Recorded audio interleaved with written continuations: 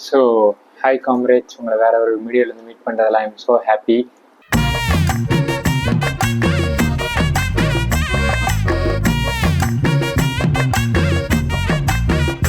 இது வந்து ஆக்சுவலி ஒரு ஸ்பெஷல் டே. என்னன்னு பார்த்தீங்கன்னா, ஆல்மோஸ்ட் டிசம்பர் லாஸ்ட் வீக் இந்த 20s போல தான் வந்து நான் என்னுடைய ஃபர்ஸ்ட் யூடியூப் அப்லோட பண்ணேன். So it's been 6 months of me as a YouTuber.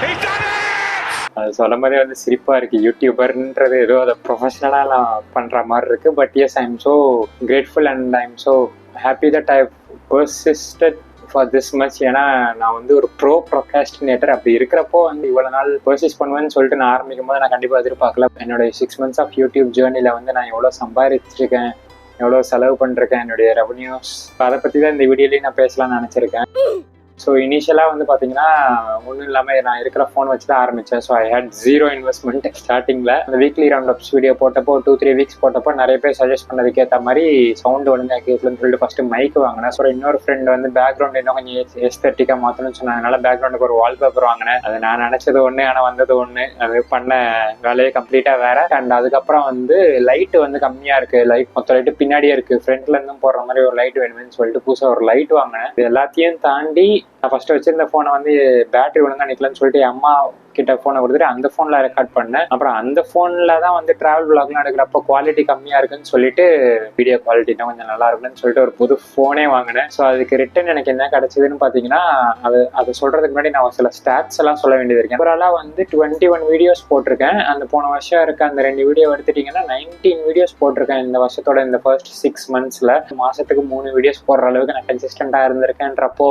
கஸ்டினேட்டருக்குள்ள இவ்வளோ ஒரு திறமையாச்சா, அவனுக்குள்ளேயே என்னமோ ஒன்று இருந்திருக்கு பாரு அப்படின்ற மாதிரி எனக்கு நானே வந்து ரொம்ப பெருமையாக ஃபீல் பண்ணுற தருணம் இது. as I said before, நான் நிறைய வீடியோஸில் சொல்லியிருக்கேன், நான் இந்த ப்ராசஸை வந்து இப்போ ரொம்ப என்ஜாய் பண்ண ஆரம்பிச்சிட்டேன்.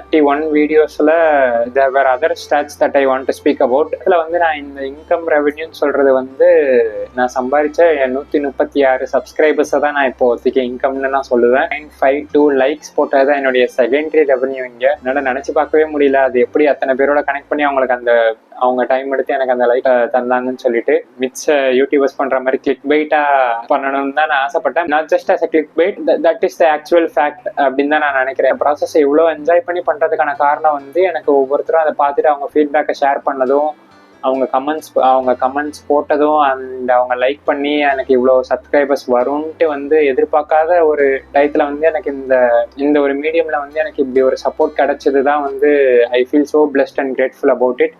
S, I just want to say thanks to each and every one of us who has subscribed and who has shared this channel to other people, who has liked all of my videos, who has commented on my videos. It pushes me to do further. நான் ஒவ்வொரு வீடியோலையுமே புதுசாக ஏதாவது ஒன்று கற்றுக்கிட்டு இருக்கேன். என் friends நீங்கள் சொல்கிற அந்த ஒவ்வொரு கமெண்ட்ஸ்லையுமே வந்து I keep learning further, I keep learning more. So I am very much looking forward for the rest of the year. And உங்களுக்குமே வந்து இந்த half year ரொம்ப பாசிட்டிவாக போயிருக்கும் தான் நம்புகிறேன். அண்ட் ஒருவேளை அப்படி ஏதாவது ஒரு சின்ன செட்பேக்ஸ் உங்களுடைய இந்த ஃபர்ஸ்ட் half of the yearல இருந்தாலும் செகண்ட் halfல நமக்கு சம்பவம் தான் நம்ம வந்து தெரிக்க விடுறோம். ஸோ தேங்க்யூ மக்களே, thank you comrades, thank you for supporting me. So இதே மாதிரி வேற ஒரு வீடியோலேருந்து உங்களை சீக்கிரமாக மீட் பண்ணுறேன். So until then, good bye comrades.